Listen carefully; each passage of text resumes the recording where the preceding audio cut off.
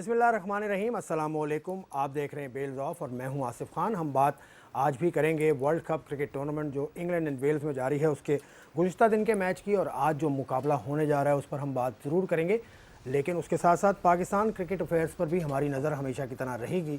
Pakistan cricket board ने कल एक अहम बोर्ड ऑफ गवर्नर्स का इजलास था, उसमें काफ़ी अहम फैसले किए हैं कि पाकिस्तान क्रिकेट टीम की जो परफॉर्मेंस है उसका रिव्यू किया जाएगा। रोबस्ट का लफ्ज़ इस्तेमाल किया गया, रिव्यू किया जाएगा और पिछले 3 बरस में होने वाली तकर्रुरियाँ और इक़दामात का जायज़ा लिया जाएगा। 3 ही बरस को क्यों चुना गया है, ये एक सवाल है, क्योंकि पाकिस्तान के ये जो अपॉइंटमेंट्स हैं जिन पर नज़र रखी जाएगी वो उनको लगभग 3 बरस का वक्त ही हुआ है। आप सिलेक्शन कमेटी को ले लें या कोचिंग स्टाफ को ले लें या बाकी NCA में तकरीरी ले लें, हर जगह मुख्तलिफ जगह पे पाकिस्तान क्रिकेट बोर्ड ने पिछली रजीम ने काफ़ी लोग लगाए थे। उस पर हम ज़रूर आज के प्रोग्राम में तफसील से बात करेंगे। नजम सेठी साहब जो इस वक्त इंग्लैंड में हैं, पाकिस्तान के साबिक बोर्ड चेयरमैन हैं, उनका दौर इस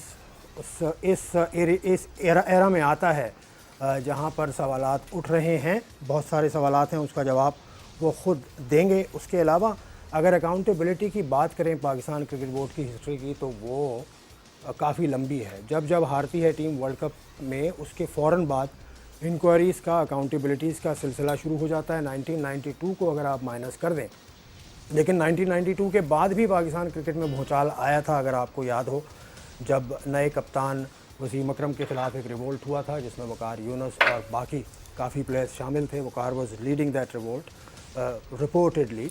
उसके बाद 96 के वर्ल्ड कप से बाहर हुई पाकिस्तान की टीम। क्वार्टर फाइनल में बेंगलोर में इंडिया से हारने के बाद बहुत ज़्यादा बातचीत हुई और फिर उसके बाद तो एक पूरा इंक्वायरीज़ का पिंडोरास बॉक्स खुला। उस दौरान बहुत सारी इंक्वायरीज़ किसी और हवाले से भी हुई। फिर 1999 का वर्ल्ड कप आता है जहां पाकिस्तान की टीम फाइनल तक जाती है और ऑस्ट्रेलिया से हारती है। उसके बाद तो एक बहुत ही बड़ी इंक्वायरी का सिलसिला शुरू हुआ था, मलिक कईम इंक्वायरी, आपको याद है। उसके बाद 2003 में आखिरी वक्त में कप्तानी कौन करेगा पाकिस्तान टीम की, लेकिन वकार यूनुस को कप्तानी दी गई। गो के उससे पहले कप्तान मोइन खान थे, लेकिन कहा यह गया उस वक्त की जो कमेटी बनी हुई थी उसने ये कहा कि वकार यूनुस का जो रीसेंट रिकॉर्ड है वो बेहतर है और वसीम अकरम को बावजूद कप्तानी नहीं दी जा सकती, इसलिए वकार ही कप्तानी करेंगे। 2003 के वर्ल्ड कप के पहले राउंड से पाकिस्तान की टीम बाहर हुई। उसके बाद इंक्वायरी हुई और इंक्वायरी ने ये तय किया कि Waqar Younis was a bad captain, so he was removed and a number of other players were also shown the door. उसके बाद 2007 में इंज़मामुल हक की कप्तानी में वेस्ट इंडीज़ में पाकिस्तान ने वर्ल्ड कप खेला, पहले ही राउंड से बाहर हुई। Again an inquiry formed and it said that captain Inzamamul Haq was at fault। और उसके बाद कप्तान इंज़मामुल हक का भी चलचला हुआ। 2011 में पाकिस्तान की टीम सेमीफाइनल खेली। उसके बाद भी बहुत सारी बातें हुई और कुछ खिलाड़ियों पर उस शिकस्त का मलबा डला। 2015 में मिसबाह उल हक की कप्तानी में पाकिस्तान ने ऑस्ट्रेलिया न्यूजीलैंड में खेला वर्ल्ड कप और उसके बाद भी काफ़ी बातें हुई और अब 2019 में हम खड़े हैं और सेम चीज़ एक मरतबा फिर हो रही है। अब देखना यह है कि इस इंक्वायरी का जो टारगेट है वो कौन बनता है, सिर्फ प्लेयर्स या ऑफिशियल्स भी। अगर आप कोच की बात कर रहे हैं तो फिर कोच को जिस तरह से अपॉइंट करने का जो तरीक़ाकार था वो क्या था, उस पर भी बात होगी। लेकिन प्रोग्राम शुरू करने से पहले मैं एक चीज़ पर चला जाऊं, क्योंकि ये वाला टॉपिक हम यहाँ ख़त्म करेंगे, हम मैचेस की तरफ जाएंगे। तो नजम सेठी साहब हैं, इंग्लैंड में मौजूद हैं, उनसे बस क्विकली मैं एक ही बात पूछूँगा। सेठी साहब अस्सलाम वालेकुम फ़र्स्ट ऑफ़ ऑल, और ये बताइए कि आपका जो दौर है उसके ऊपर सवाल उठने वाला है। काफ़ी तकर्रुरियाँ आपने अपने दौर में की थी, including the chairman of selectors, including this head coach in Mickey Arthur and the other support staff, और बाकी जगहों पर भी तकर्रुरियाँ हुई थी। किस तरह से आप देख रहे हैं एक और अकाउंटेबिलिटी का दायरा कार आने वाला है और इसमें शायद आपको भी काफ़ी जवाबात देने होंगे, ऐसा क्यों है? वैसे सवाल बेसिक ये है कि 3 ही बरस 4 साल या 5 साल का रिव्यू क्यों नहीं है? बोर्ड कहता है कि 3 साल का रिव्यू करेंगे, परफॉर्मेंस पोस्टमार्टम करेंगे क्रिकेट टीम का। तो वो आप वाला सवाल सही है ना कि 1 साल का क्यों नहीं करते जब से ये नई मैनेजमेंट आई है। इससे पहले तो यही टीम थी जो कि चैम्पियंस ट्रॉफी जीती, यही सेलेक्टर्स थे, यही कोचेस थे।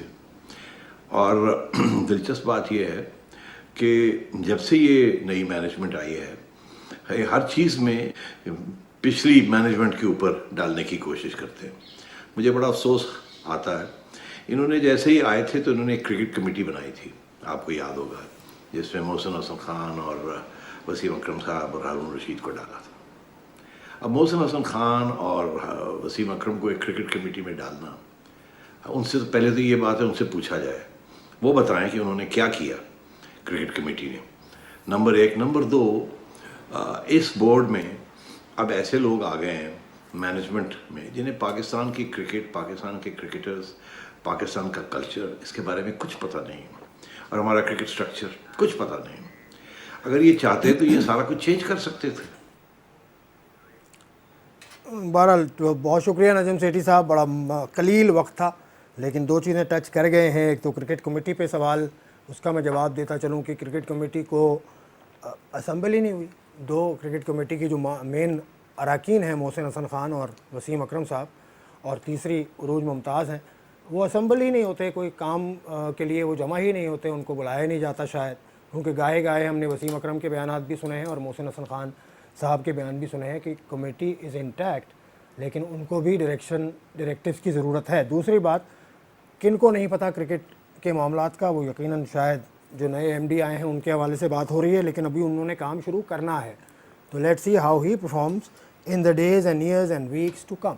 बहरहाल पाकिस्तान का ये मामला तो चलता रहेगा और हम बात करते ही रहेंगे। अब इस वर्ल्ड कप की तरफ अगर आएँ, कल बड़ा अच्छा मुकाबला हुआ और न्यूजीलैंड की शानदार परफॉर्मेंस आपने देखी साउथ अफ्रीका के ख़िलाफ़। Kane Williamson was the stand out performer, लेकिन उनकी परफॉर्मेंस पर भी बहुत ज़्यादा बात हो रही है कि वो तो आउट थे, लेकिन वो क्यों नहीं गए थे, इस पर भी हम बात करेंगे। बांग्लादेश से हमें बात करनी है, ऑस्ट्रेलिया के मुकाबले में खेलना है बांग्लादेश ने, तो बांग्लादेश के साबिक कप्तान खालिद मशहूद भी हमारे साथ होंगे, लेकिन इस वक्त हमारे साथ स्टूडियोज़ में आ चुके हैं मोहम्मद मसरूर। मसरूर, अस्सलाम वालेकुम। वालेकुम अस्सलाम। आसिफ भाई कैसे हैं? बस ठीक ठाक, खैरियत। आपकी गैर मौजूदगी में हमने एक कार्रवाई कर दी। चलें चलें आगे चलते हैं। आपसे मैं कल के मैच पे आ जाए सीधा सीधा।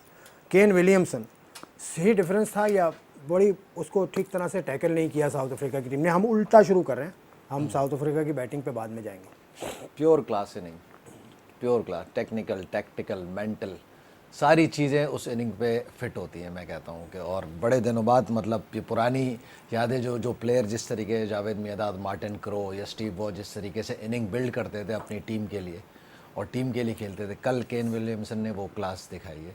थोड़ा सा बैकग्राउंड भी आपको अगर केन विलियमसन के बारे में बताऊं कि केन विलियमसन वो वाहिद बैट्समैन होगा जिसका एवरेज अवे कंडीशन में ज़्यादा है। 50 का एवरेज है उनका और 44 का एवरेज है उनका न्यूजीलैंड में। तो दैट मीन्स अवे कंडीशन में, और specially in England, he is averaging 76, he is averaging 76। तो आप टीमों को देख लें, केन विलियमसन जो है ना वाहिद प्लेयर होगा जो इंग्लैंड में क्या वजह, उनकी बैटिंग टेक्निक में ऐसी क्या खास बात है कि वो एडजस्ट कर जाते हैं दूसरी कंडीशन में? देखिए एडजस्टमेंट ज़बरदस्त है, ठीक है, प्लस वही फार्मूला, लेट खेलने, पिच को रीड बहुत अच्छा किया।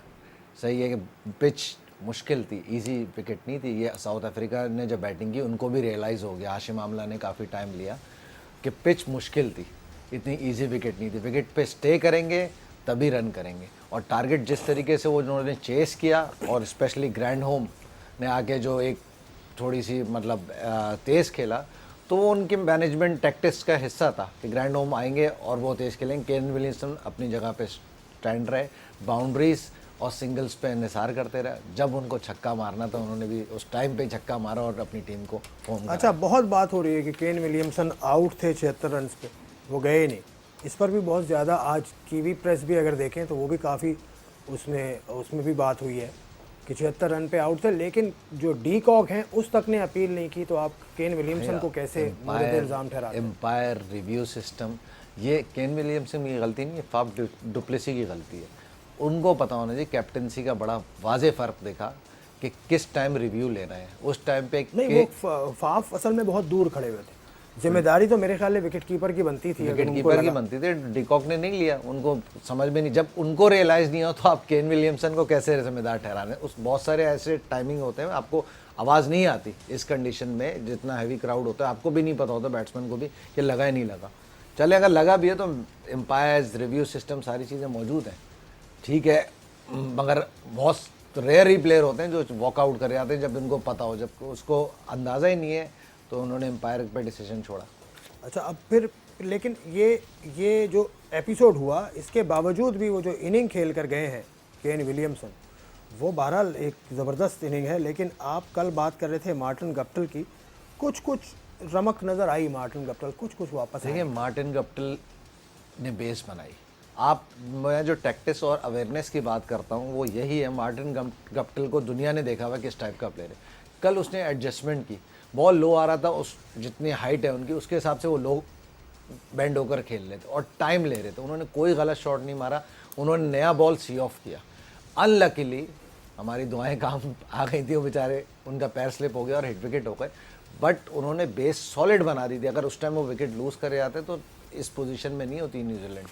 चले एक और है प्लेयर, कोलन मनरो, आपके साथ रह कर गए, आपने वक्त गुजारा, वो क्यों अभी तक उस ग्रुप में नहीं आ पा रहे हैं, इस पर हम बात करेंगे। एक ब्रेक ले लें, ब्रेक के बाद will see you again.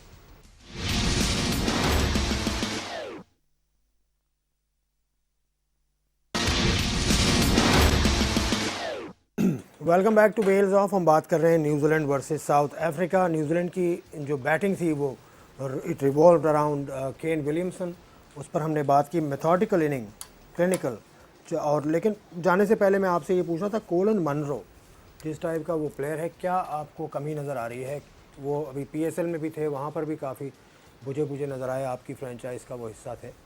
Colon Munro perform नहीं कर रहे, ज़ाहिर बात है वो, मगर ट्रस्ट टीम मैनेजमेंट को उनको है कि ये किसी मैच में भी ये परफॉर्म करेंगे तो ये गेम अपोनेंट से फ़ौरन नहीं ले जाएंगे। जिस टाइप के वो प्लेयर हैं, अटैकिंग प्लेयर हैं, गप्टिल और वो दोनों ही। अगर मुनरो चलते हैं तो गप्टिल आराम से खेलते हैं, ठीक है, take his time, Guptill take his time, but Munro unfortunately perform नहीं कर रहे क्योंकि इंग्लैंड की कंडीशन में बॉल सीम और स्विंग हो रहा है, जिसमें उसको प्रॉब्लम है ऑफ स्टम्प के बाहर। अब ये कि टीम के अंदर मौजूद है एक विलियमसन जैसा प्लेयर, जिसको आप कह रहे हैं, विलियमसन है, रॉस टेलर है, तो ये मदद करने वाला फैक्टर नहीं बन सकते कि मनरो को उस प्रॉब्लम से निकालें? नहीं, देखें, मुनरो को निकालना ही है ना, कि उसको ट्रस्ट किया हुआ है, उसको कॉन्फिडेंस दिया हुआ है, उसको खिलाए जा रहे हैं। ये ट्रस्ट ही है ना कैप्टन का, टीम मैनेजमेंट का, कि आप खेलो, आप करोगे। ये बड़ी इंपॉर्टेंट बात होती है कि टीम मैनेजमेंट, कोच, कैप्टन का ट्रस्ट होता है कि यार ठीक है अभी नहीं कर रहे, मगर बिलीव है कि ये करेगा। अच्छा, एक और प्लेयर देखें, what a utility player this man is. Grand home, down the order उसने रन्स भी किए, उसके बाद वो बॉलिंग भी कर रहे हैं, चिप इन कर लेते हैं, एक आध विकेट वो निकाल ही लेते हैं। बड़ा अनयूजुअल सा लगता है कि इतना थ्रेटनिंग नहीं है, लेकिन उसके फिगर्स देखें तो वो बड़े फ़ायदेमंद होते हैं। सर, ग्रैंड होम की कल इनिंग और ग्रैंड होम की बॉलिंग 60 to 70 के दरमियान उनकी पेस होगी, 70 माइल्स पे कर रहे होंगे, मगर 10 ओवर में 33 रन देकर मोस्ट इकोनॉमिकल बॉलर थे, क्योंकि कंडीशन को रीड किया हुआ था।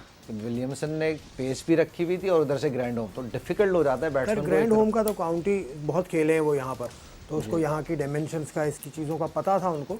लेकिन ये कि अब इनकी अगर बॉलिंग की तरफ आ जाए न्यूजीलैंड की और साउथ अफ्रीका की बैटिंग को देख लें, ट्रेंट बोल्ट इतना बड़ा नाम, लेकिन फिगर्स उसके इतने अच्छे नहीं रहते।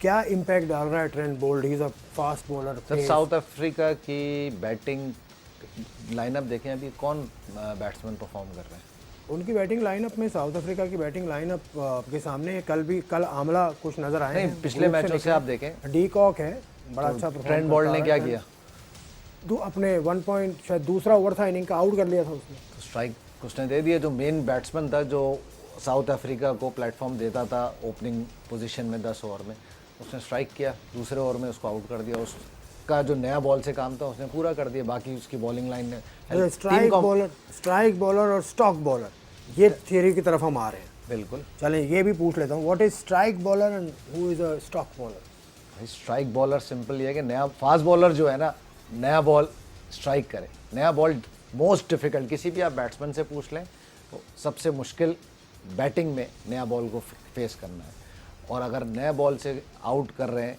That is a strike ball. अगर इकोनॉमिकल जा रहे हैं, इकोनॉमिकल जा रहे हैं तो कोई फ़ायदा नहीं ना, इकोनॉमिकल तो ग्रैंड होम भी है। नए बॉल से थीसिस है, एक सवाल होता है कि अगर मैं बात कर रहा हूँ मोहम्मद आमिर की, वो नया गेंद कर रहे हैं लेकिन वो इफ़ेक्टिव इतने ज़्यादा नए गेंद से नज़र नहीं आ रहे, गो के वो विकेट्स लेते हैं लेकिन वो लेटर स्टेज में लेते हैं। फिर थ्योरी आती है, काउंटर आर्गूमेंट ये है कि उसको बहुत मोहतात खेल रहे हैं बैट्समैन, क्योंकि वो बहुत लाइन और लेंथ नपी तुली बॉलिंग। आप ये बताइए कि जब पहला बॉल हो रहा होता है, मेजॉरिटी जितने ही मैचेस देखे, मैं पाकिस्तान सारी टीमों की बात कर रहा हूँ, फील्ड पोजीशन क्या होती है? Close in field, 2 slips, 1 slip, 2 slip, उसके बाद स्लिप कहाँ चली जाती है? तो दैट मीन्स स्लिप ले रहे हैं, दैट इज़ अटैकिंग। कैच के लिए रेडी हैं, स्लिप के 2 फील्डर आपने पीछे खड़े किए हैं विकेट के, तो अटैकिंग फील्ड हो रही है। माइंडसेट ही है नया बॉल से कि स्लिप लेकर, वरना जब से क्रिकेट हुई स्लिप नए बॉल पे ही ज़्यादातर जाती है ना, पुराने बॉल से तो बहुत कम स्लिप लगती है वनडे में आपको। नए बॉल से 2-2 स्लिपें लेकर बॉल कर रहे हैं लोग, स्टार्ट तो उसी पे लेते हैं कि भाई जगह से बैट्समैन को खिलाएगा, चांस होगा, एज लगेगा, बॉल स्विंग होगा, सीम होगा, तो इसीलिए 2-2 फील्डर खड़े होते हैं। तो सिंपल सी स्टॉक बॉलर के तौर पे सामने आ रहे हैं हमारे जो स्पीयर हेड हैं, वो स्टॉक बॉलर बन रहे हैं, उनको स्ट्राइक की तरफ जाना चाहिए। स्ट्राइक की तरफ, जो हमेशा से स्ट्राइक बॉलर ही रहे हैं। देखें, जो जिस आमिर को दुनिया जानती है वो स्ट्राइक बॉलर ही था, जिससे दुनिया डरती थी वो स्ट्राइक बॉलर ही था। नए बॉल से स्ट्राइक करते थे, स्ट्राइक की जो वसीम अकरम करते थे, जो वकार यूनुस करते थे, जो शोएब अख्तर करते थे, these are all strike bowlers. अगर बैट्समैन खेल भी नहीं रहा फिर भी वो आउट करने पे जाते हैं, डिलीवरी राउंड द विकेट आ रहे हैं, ओवर द विकेट आ रहे हैं, बाउंसर्स कर रहे हैं, यॉर्कर्स कर रहे हैं। ये आपकी अपनी प्लानिंग होती है, आपको किस तरह बैट्समैन को आउट करना है। अब साउथ अफ्रीका की बैटिंग में एक और बॉलर जिसने डेंट डाला, लोकी फर्गुसन, 3 आउट किए उन्होंने। प्लानिंग नज़र आई फाफ के खिलाफ, जैसे आप कह रहे हैं कि वो आउट होने पर जाते हैं, तो जैसे फाफ को उसने आउट किया। लोकी फर्गुसन को तैयार किया है न्यूजीलैंड ने इस वर्ल्ड कप के लिए, उसकी एनर्जी उन्होंने बचाई। पाकिस्तान के साथ सीरीज़ खेल रहे थे नवंबर में, एक लेग पूरी हुई तो उसके बाद हालांकि बाउंसर से बहुत परेशान किया था पाकिस्तान। जी बिल्कुल, याद है मुझे। न्यूजीलैंड ने इनको मिडल ऑफ द सीरीज़ वापस भेजा न्यूजीलैंड। वहाँ इंडिया की ए टीम आई हुई थी, उन्होंने कहा वहाँ खेलेंगे आप जाके। तो इस तरह तैयारी की जाती है। आसिफ भाई, ये फास्ट बॉलरों की मैंने पिछले प्रोग्राम में ही बोला, वर्क लोड जो है ना, दूसरी टीमें उनको मॉनिटर कर रही है। हमारे यहाँ प्रॉब्लम ये आ रही होती है कि कोई अपनी प्लेस छोड़ना नहीं चाह रहा। बुमराह की मिसाल आपके सामने, इंडिया ने 2 सीरीज़ें खिलाई नहीं। कोहली जब मर्जी आया सीरीज़ ऑफ करके रेस्ट कर रहे होते, एशिया कप में नहीं आए, रेस्ट कर रहे। तो ये बड़ा, जिस तरीके से क्रिकेट बर्ड ये इंटरनेशनली बहुत ज़्यादा मैचेस हो रहे हैं साल कैलेंडर ईयर में, बहुत ज़्यादा मैच, तो आपको अपने मेन प्लेयर्स को उनकी वर्क मैनेजमेंट करनी पड़ेगी, उनको कितना लोड डाला जा रहा है, कहाँ पे खिलाना है, कहाँ पे नहीं खिलाना है आपको। दूसरे अगर आप नहीं करेंगे तो इसी तरीके से हमारे फास्ट बॉलर्स आए हैं तो इंजरी का शिकार रहेंगे। लेकिन ये तो पहले भी ऐसे ही होता था, अगर खेल रहे हैं वसीम और वकार, शोएब, रज़ाक, तो खेले जा रहे हैं। सर, पहले के मैचेस निकालने, ईयरली मैचेस और अब ईयरली मैचेस। अब लड़का फ्रेंचाइज क्रिकेट भी खेल रहा होता है, T20 भी आ गया है, तो वर्कलोड बढ़ गया है, आपको उसकी मैनेजमेंट करनी है। सिंपल सी थ्योरी है, वसीम भाई जब खेलते थे T20 नहीं होता था, ठीक है, इंटरनेशनल टूर्स और वनडे मैचेस भी कम होते थे। अब वर्कलोड बहुत बढ़ गया है, अब फिटनेस एक्स्ट्राऑर्डिनरी करनी पड़ेगी। अब आपको कमिटमेंट, आपकी फील्डिंग एक्स्ट्राऑर्डिनरी होनी चाहिए, आपकी बॉलिंग हो प्लस बैटिंग हो, हर चीज़ को मतलब एक्सेस हो गई है। उस एक्सेस को टीम मैनेजमेंट या बोर्ड को वर्क लोड जो है ना डिस्ट्रीब्यूट करना पड़ेगा। इसी तरीके से हमारी बेंच स्ट्रेंथ भी बढ़ती है, कहाँ पे किसको खिलाना है, किसको नहीं खिलाना, फिर बेंच पे किसी को देना। आज इंडिया की बात कर रहा हूँ, अब शिखर धवन चले गए, इंडिया में 3 विकेट कीपर हो गए टीम में। आप देखें, दिनेश कार्तिक मौजूद है, महेंद्र सिंह धोनी मौजूद है, इन्होंने ऋषभ पंत को भी अभी इंडक्ट किया। तो क्या बैट्समैन ख़त्म हो गए इंडिया में, जेन्युइन बैट्समैन? उनके पास भी, उन्होंने भी 3 विकेट कीपर लिए। इन फॉर्म बैट्समैन वनडे की कैटेगरी में बैटिंग बहुत अच्छी करा, प्लस एक फील्डर भी बहुत अच्छे ग्राउंड में। फील्डिंग बहुत ज़्यादा अहमियत की हामिल हो गई है अब आपको फील्डिंग, बल्कि अब आपने भारत का जिक्र ही किया है, तो भारत ने तो जब अपनी टीम को रीशेप किया था 2007-8 में, और उसके बाद जब कोहली आए हैं उस वक्त, तो फील्डिंग को बहुत ज़्यादा अहमियत दी थी उन्होंने। जी बिल्कुल। ऐसे प्लेयर्स जो कि ज़रा एजड हो गए हैं, उनको उन्होंने साइड में किया था, सहवाग हो या लक्ष्मण हो, सचिन तो खैर सचिन थे, तो वो तो रहे 2011 तक। सचिन कभी भी फील्डर हल्का नहीं थे। हाँ नहीं, लेकिन वो तो 2011 तक वो तो रहे, क्योंकि सचिन का स्टैचर ऐसा था, वरना बाकी प्लेयर भी छोटे नहीं थे जिनको साइडलाइन किया गया। और सिर्फ यही बात ख़त्म नहीं होती, 2011 वर्ल्ड कप के बाद, 15 वर्ल्ड कप के बाद उन्होंने कितनी तब्दीलियाँ की हैं। युवराज सिंह इज़ नोवेयर, सुरेश रायना बिल्कुल जो एक मेन स्टे होते थे वो भी कहीं नहीं है, बिकॉज ऑफ द एटीट्यूड या किसी न किसी शोबे में उनका हल्का होना है। मतलब ये वो बोल्ड स्टेप्स हैं जो लिए हैं टीम्स ने, और वो टीम्स बनी। इस पर हम तफसील से बात करेंगे ज़रूर, जब हम कल प्रोग्राम करेंगे उसमें हम ये बात करेंगे कि वो जो बोल्ड स्टेप्स जिनकी बात हो रही है कि लेने हैं क्रिकेट बोर्ड को, उसमें बाकी अगर अतराफ़ में आप देखें जो टीम्स बनी हैं उनको अगर आप देखें तो उन्होंने वो क्या बोल्ड स्टेप्स लिए थे, हम वो कोशिश करेंगे कि वो हाईलाइट करने की कोशिश करें कि ऑस्ट्रेलिया ने क्या किया, न्यूजीलैंड ने क्या किया, इंडिया ने क्या किया, इंग्लैंड ने क्या किया, इवन बांग्लादेश ने क्या किया। ये सारी चीज़ें आपके सामने रखेंगे ताकि आप ठीक तरह से चीज़ को समझें। अब एक और मैच भी आज होने जा रहा है, इसमें साउथ अफ्रीका वाली इनिंग के अंदर आप कुछ कहेंगे? का बज़ाहिर ऐसा लग रहा था स्कोर काफ़ी कम है, 2,241। नहीं, मैं स्कोर तो ठीक था, ठीक है, जिस तरीके से इनिंग खेली, प्लस कैप्टनसी का डिफरेंस था। फाफ डुप्लेसी कैप्टनसी में लैग कर गए। फाफ डुप्लेसी वैसे भी आप देखें, कल जो पोस्ट मैच प्रेस कॉन्फ्रेंस हुई उसमें भी उनका फोकस भी विलियमसन के उस डिसमिसल पे चला गया था। या किसी ने सवाल किया तो वो उन्होंने ये कह दिया कि मुझसे विलियमसन ने कहा था कि मुझे तो आवाज़ आई थी। What was that? I mean उनका किधर है फोकस? देखिए, फोकस आपको सबसे इम्पोर्टेंट बैटिंग बॉलिंग में पहले भी ये बात कर चुका हूँ कि आप अगर देखें तो साउथ अफ्रीका की फील्डिंग, कल भी उन्होंने कैचेस ड्रॉप किए, रन आउट चांसेस छोड़े। जो फ्लेवर था ना, हमें साउथ अफ्रीका की टीम जॉन्टी रोड्स की वजह से याद थी। उन्होंने मैच अपनी फील्डिंग और कैचेस से जीते। हर्षल गिब्स, जॉन्टी रोड्स, कल पूरे टूर्नामेंट में साउथ अफ्रीका ने कैचेस भी ड्रॉप करे, ग्राउंड फील्डिंग भी उनकी अच्छी रही। ये उनकी मैनेजमेंट। अब ये किस चीज़ का रिफ्लेक्शन है? क्योंकि एक चीज़ और भी है कि साउथ अफ्रीका भी इस वर्ल्ड कप में आने से पहले काफ़ी मसाइल का शिकार रही है। वहाँ साउथ अफ्रीका की एक जो प्लेयर्स एसोसिएशन है उसने अपने बोर्ड के ऊपर कोर्ट में केस तक डाल दिया था, बहुत सारे मसाइल हुए थे। उसके बाद ये लोग यहाँ आए हैं, शायद उसकी रिफ्लेक्शन हो। लेकिन खैर, अब अगला मुकाबला Bangladesh versus Australia. We'll talk more about it after this break.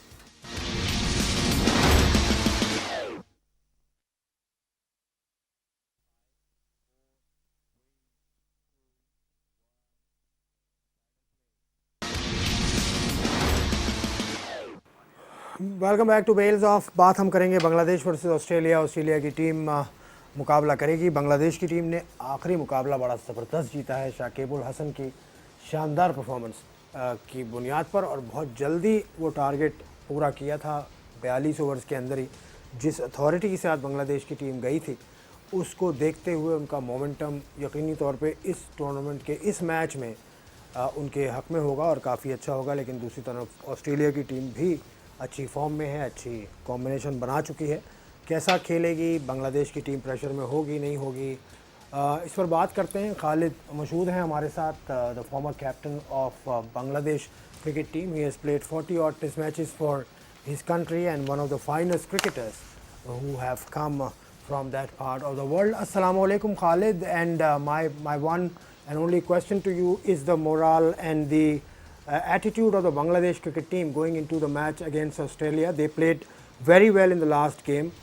Will they carry that momentum forward? Will they be subdued a bit against Australia? How will you see this game? Very important match for Bangladesh today because Bangladesh has planned from the beginning in this World Cup to reach semi-final, and today's match I think very important because of this point. Big team Australia, everybody knows they are playing good. They have good players. Opponent they have good famous, very branded players. But Bangladesh is not scared about that. I think main thing is very confident Bangladesh team how they are playing, and every side they are doing well. Shakib Al Hasan is doing well. Tamim not doing bad, but still opener both Tamim and Shomo is doing good partnership, and also. I think a few lackings in Bangladesh side, like fast bowling side, but still they are adapting everything. I'm sure Bangladesh will play much more better, and there is nothing to lose, against Australia, and they will play fearless cricket. Thank you very much, thank you Khalid. दो तीन चीज़ें point out की हैं खालिद मसूद ने। पहले बात कर लेते हैं तमीम पर। जैसे मनरो की हम बात कर रहे थे, Tamim has been off colour, लेकिन उसके साथ जाएंगे, इनके बातों से ये लग रहा था कि वही खेलेंगे। नहीं, तमीम तो उनका स्टार है, उसके बगैर तो कभी भी कोई उसको ड्रॉप करने का तो सोच ही नहीं सकते। वो तो बैटिंग, वो वाहिद प्लेयर है जिसने चेंज किया है, माइंडसेट चेंज किया है बांग्लादेश बैटिंग का, कि नए बॉल से निकल के सामने छक्का मार देना, ये सब जो ब्रीड चेंज किए। तमीम 48 पे था, अनफॉर्चुनेटली रन आउट हो गया। इनिंग बिल्ड कर ली थी, 48 is a healthy total, but run out हो गया। लेकिन उस कॉन्टेक्स्ट में अगर देखें 48 कम था, फाउंडेशन चाहिए था ज़बरदस्त। तो 300 प्लस मेन चीज़ उन्होंने भी ये बात बोली, खाली पार्टनरशिप परफॉर्म नहीं कर रहा, मगर दोनों की पार्टनरशिप लग रही, नया बॉल सी ऑफ कर रहे हैं। ये शोमो कौन है इनकी टीम में? सुमैया सरकार को निकनेम वहाँ पे चलते रहते हैं। निकनेम बड़े चलते हैं वहाँ बहुत पे। ज़्यादा नाम लेते हैं, किसी से भी बात करो Shomo Shomo will play, Shomo will वहाँ प्ले। पे हर बंदे के 2-2 3-3 नाम है। अच्छा, इनका भी नाम है, खालिद मसूद का भी नाम है, पायलट कहते हैं इनको, pilot, he is the pilot.